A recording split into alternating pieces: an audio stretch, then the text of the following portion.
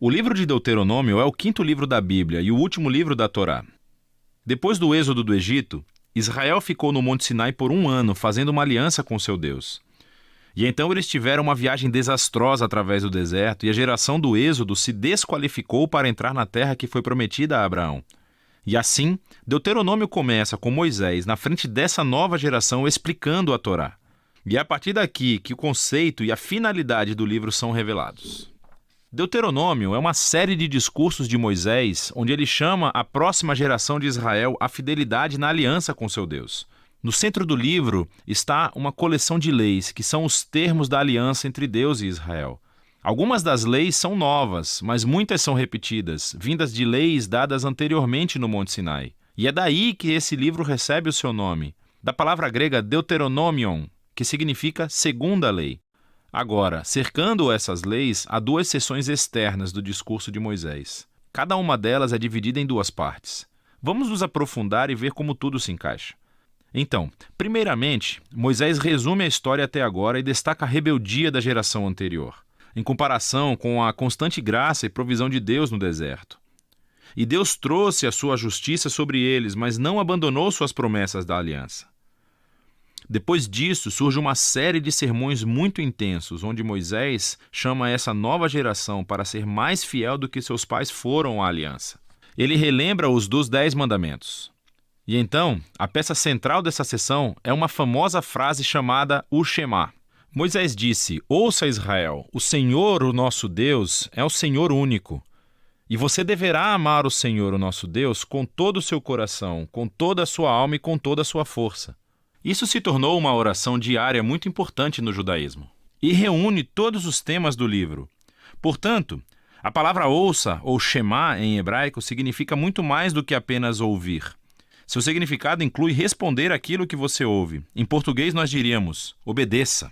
E a palavra amor em hebraico também significa muito mais que apenas uma emoção ou sentimento. É uma decisão de devoção sincera a Deus, que envolve a sua vontade e as suas emoções, sua mente e o seu coração.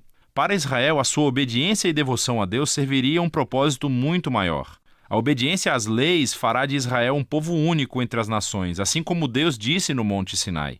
Eles se tornarão um reino de sacerdotes. E Moisés agora diz: mas como? Israel tem a chance de seguir as leis para mostrar ao mundo inteiro a sabedoria e a justiça de Deus. A outra ideia-chave no Shema é que Israel foi chamado para obedecer e ser fiel somente ao Senhor, ou, literalmente, em hebraico isso significa que Deus é único.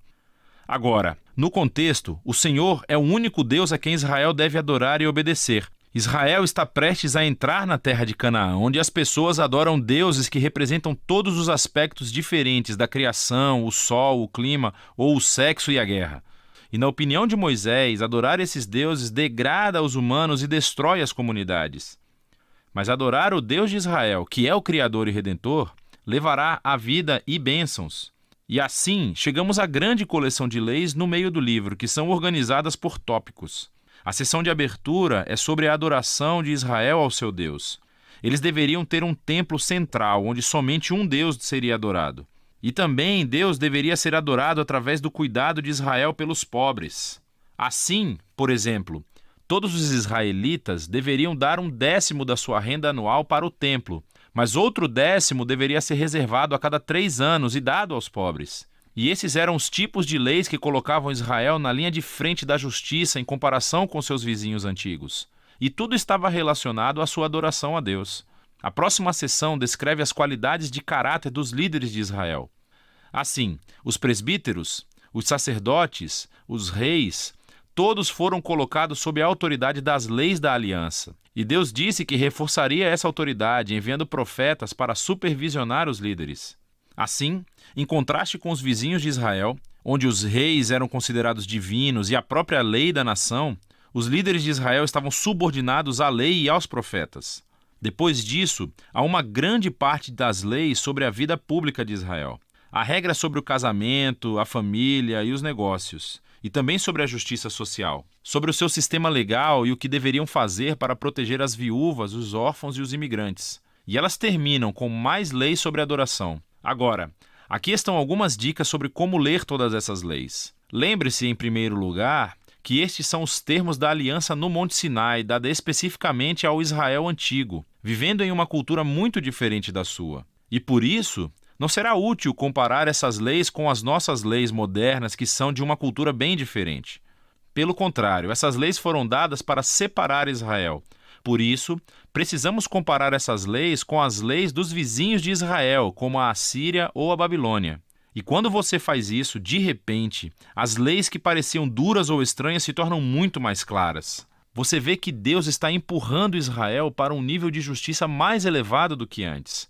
E, finalmente, tente discernir quais princípios centrais de sabedoria ou justiça estão subjacentes a qualquer lei particular, e você descobrirá algumas coisas bem profundas. Aqui está uma tarefa para obter pontos extras. Veja como o apóstolo Paulo faz exatamente isso na primeira carta aos Coríntios, capítulo 9, versículo 9. Ele cita uma lei de Deuteronômio, capítulo 25, versículo 4, que é realmente interessante. Então, de volta a Moisés. Depois de ler todas as leis, ele emite um desafio final para que Israel ouça e ame seu Deus. Primeiro, ele emite um aviso e um ultimato. Se Israel ouvir e obedecer ao seu Deus, tudo dará certo. Muita bênção divina. Mas se eles não escutam e se rebelam, haverá fome, pragas, devastação e, por último, o exílio da terra. E então Moisés toma uma decisão. Ele diz: hoje eu coloco diante de vocês toda a vida ou morte, bênção ou maldição, bondade ou maldade. Portanto, escolham a vida amando ao Senhor seu Deus e escutando o que ele diz. Mas então Moisés diz: sei que depois que eu morrer, vocês vão se rebelar e se afastar de Deus e sofrer o exílio. O que é meio deprimente, mas, novamente, ele já convive com essas pessoas há muito tempo e fica claro que as suas esperanças não são muito altas. Mas nem tudo está perdido, diz Moisés. Um dia, quando Israel estiver no exílio, Moisés diz que eles poderão voltar para o seu Deus, que, em suas palavras, circuncidará os seus corações, para que possam amá-lo de todo o coração e alma, e para que possam viver. Essa é uma metáfora vívida, que diz que algo está fundamentalmente errado com o coração de Israel. É teimoso e duro, e é a mesma coisa que está errada com o coração de toda a humanidade. E isso vem desde a rebelião no jardim.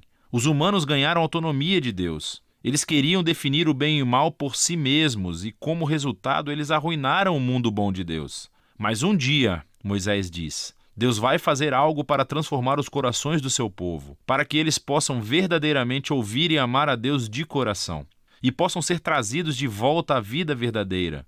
E esta é a promessa mencionada pelos últimos profetas bíblicos, Jeremias e Ezequiel, a esperança de um novo coração. Então Moisés termina o seu discurso com um poema de advertência e depois de bênção.